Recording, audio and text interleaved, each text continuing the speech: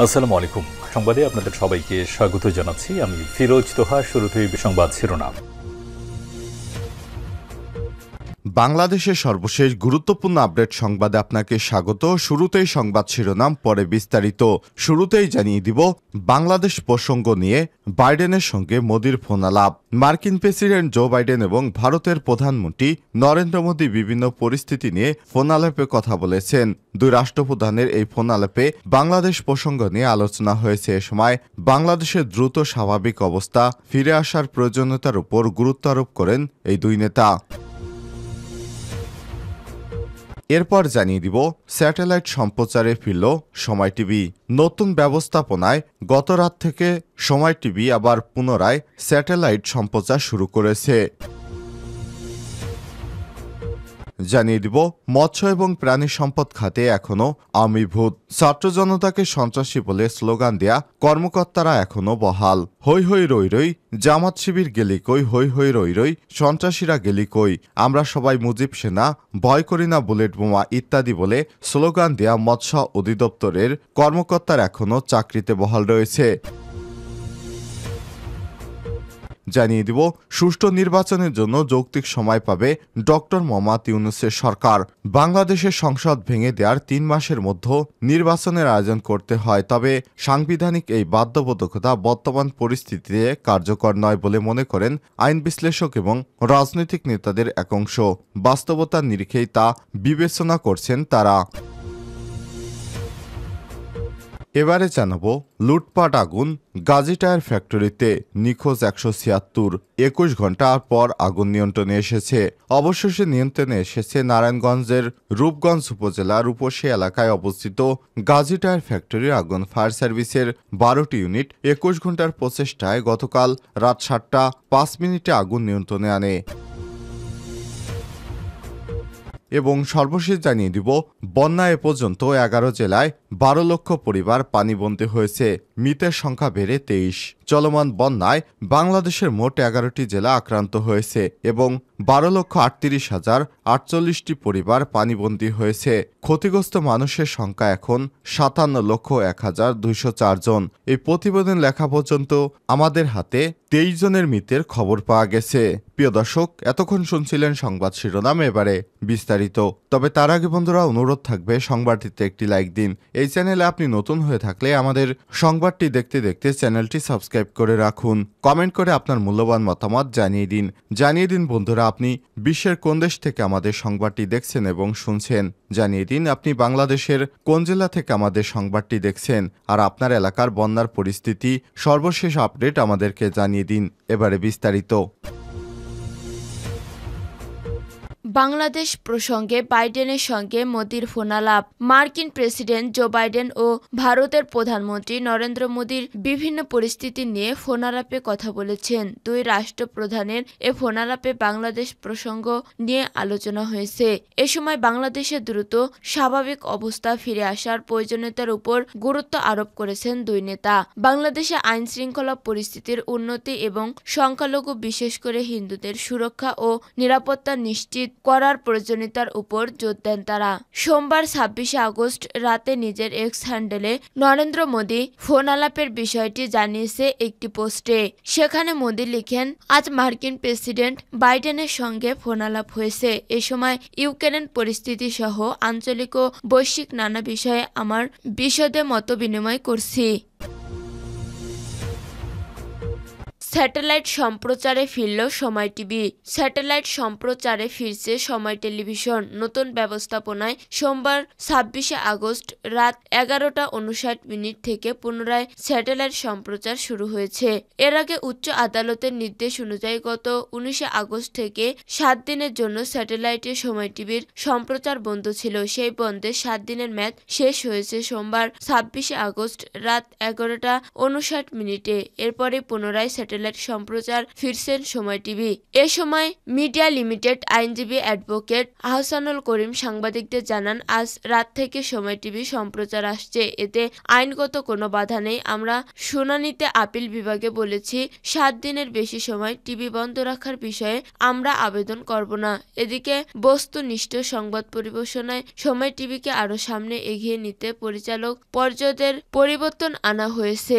নতুন চেয়ারম্যান হিসেবে দায়িত্ব গ্রহণ করেছেন খ্যাতিমান চলচ্চিত্র পরিচালক মোরশেদুল ইসলাম এবং ব্যবস্থাপনা পরিচালক হিসেবে দায়িত্ব গ্রহণ করেছেন শম্পা রহমান।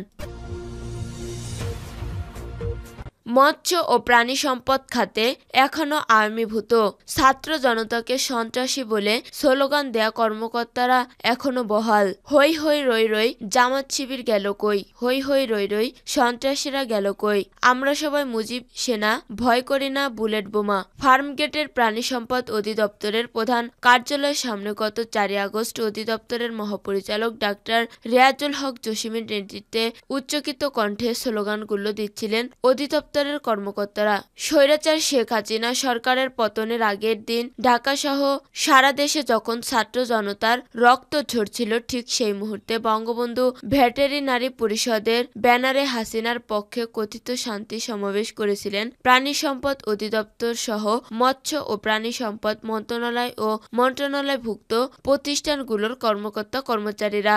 এই কর্মসূচি একাধিক ভিডিও এসেছে দৈনিক নয়া দিগন্তের কাছে। এ কর্মসূচিতে দলবাজ ও দুর্নীতিগ্রস্ত কর্মকর্তা প্রকল্প পরিচালকদের সবার উপস্থিতি দেখা গেছে।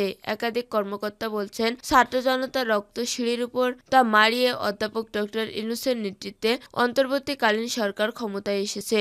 সরকারের উচ্চ পর্যায় থেকে শুরু করে বিভিন্ন সংস্থার দুর্নীতিবাজ ও দলবাজ সরিয়ে নেওয়া হলেও বহাল তবিয়তে আছেন ছাত্র জনতাকে সন্ত্রাসী হিসেবে স্লোগান দেয়া প্রাণী সম্পদ অধিদপ্তরের কর্মকর্তারা। মৎস্য অধিদপ্তরের মহাপরিচালককে সরানো হলেও বহাল আছেন অনেকে। দাপট দেখিয়ে যাচ্ছেন শেখ হাসিনা সরকারের সুবিধাভোগী মৎস্য ও প্রাণী সম্পদ মন্ত্রণালয় ও অভিভুক্ত প্রতিষ্ঠানের আরও কর্মকর্তা।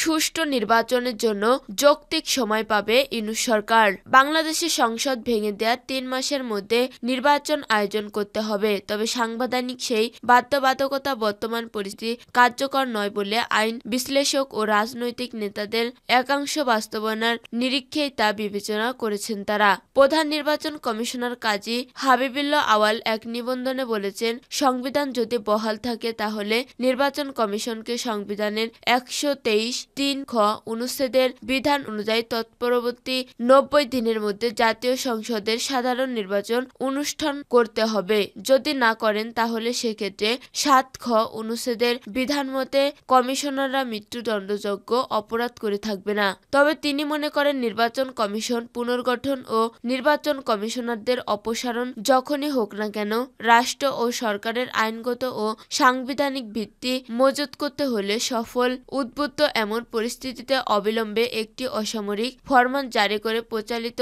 সংবিধান স্থগিত ও পাশাপাশি বহাল রেখে অসামরিক ফরমানের সংবিধানের ঊর্ধ্বে অবস্থান প্রদান করে সাংবিধানিক এবং আইনগত সংকট পরিহার করা প্রয়োজন। অন্তর্বর্তী সরকারের প্রধান উপদেষ্টা ডক্টর মোহাম্মদ ইউনূস রোববার জাতির উদ্দেশ্যে দেয়া ভাষণে বলেছেন, কখন নির্বাচন হবে সেটা সম্পূর্ণ রাজনৈতিক সিদ্ধান্ত, আমাদের সিদ্ধান্ত নয়। তিনি তার ভাষণে সংস্কারের বিষয়ও তুলে ধরেন। বিএনপির আইন বিষয়ক সম্পাদক ব্যারিস্টার কায়সার কামাল বলেন, এই সরকারকে আমরা যৌক্তিক সময় দেব, আর সেই যৌক্তিক সময় কতদিন তা রাজনৈতিকভাবে সিদ্ধান্ত নেওয়া হবে, তবে আমরা এই সরকারকে সময় দিতে চাই। লুটপাট আগুন গাজী টায়ার ফ্যাক্টরিতে নিখোঁজ 176, 21 ঘন্টার পর নিয়ন্ত্রণে। অবশেষে নিয়ন্ত্রণে এসেছে নারায়ণগঞ্জের রূপগঞ্জ উপজেলার রূপসী এলাকায় অবস্থিত গাজী টায়ার ফ্যাক্টরির আগুন। ফায়ার সার্ভিসের 12টি ইউনিট 21 ঘন্টার প্রচেষ্টায় গতকাল সোমবার রাত 7টা 5 আগুন নিয়ন্ত্রণে আনে। বিষয়টি নিশ্চিত করেছেন ফায়ার সার্ভিসের পরিচালক প্রশিক্ষণ পরিকল্পনা ও উন্নয়ন লেফটেন্যান্ট কর্নেল মোহাম্মদ রেজাউল রেজাউল করিম। সাবেক পাট ও বস্ত্রমন্ত্রী গোলাম দস্তগীর গাজীর মালিকানাধীন কারখানাটিতে রোববার রাত 10টার দিকে আগুন ধরিয়ে দেয় দুর্বৃত্তরা। এর আগে কারখানাটিতে ব্যাপক ভাঙচুর ও লুটপাট চালানো হয়। এদিকে 6তলা ভবনের কারখানাটিতে 176 জন নিখোঁজ বলে দাবি করেছেন তাদের স্বজনেরা। তবে তাদের ভাগ্যে কি আছে জানে না কেউ। কারখানা কর্তৃপক্ষ বলেছে নিখোঁজ ব্যক্তিরা কারখানার শ্রমিক নন, তারা বাহিরের লোক। লুটপাট করতে গিয়ে তারা আটকা পড়ে থাকতে পারে। ফায়ার সার্ভিসের পরিচালক, প্রশিক্ষণ পরিকল্পনা ও উন্নয়ন লেফটেন্যান্ট কর্নেল মোহাম্মদ রেজাউল করিম বলেছেন, ফায়ার সার্ভিসের 12টি ইউনিটের প্রচেষ্টায় আগুন নিয়ন্ত্রণে আসে। হতাহতের বিষয়ে এখনো বলা যাচ্ছে না। পুলিশ ও প্রশাসনের লোকজন নিখোঁজের তালিকা করেছেন। আমরা উদ্ধার কাজ এখনো শুরু করতে পারিনি, কারণ ভবনটিতে অস্বাভাবিক আগুনের তাপ রয়েছে। তাপমাত্রা স্বাভাবিক হলেই উদ্ধার কাজ শুরু করা হবে। ঘটনাস্থলে উপস্থিত বিএনপির কেন্দ্রীয় নির্বাহী কমিটির সদস্য কাজী মনিরুজ্জামান মনির বলেন, গাজী সাহেব অপরাধ করলে তার বিরুদ্ধে পরিচালিত আইন অনুযায়ী বিচার করা হবে। কিন্তু সাধারণ মানুষের রুটি রুজির জায়গা এই কারখানা ধ্বংস করলে এখানে কর্মরত 20 থেকে 25 হাজার শ্রমিক কর্মচারী কোথায় যাবে? উপজেলা নির্বাহী কর্মকর্তা আহসান মাহমুদ রাসেল বলেন, কেউ কোনো ধরনের অরাজকতা, লুটপাট, আইন শৃঙ্খলা অবনতি বা সন্ত্রাসী কর্মকাণ্ড করলে আইন শৃঙ্খলা রক্ষাকারী বাহিনী তাৎক্ষণিক ব্যবস্থা নেবে।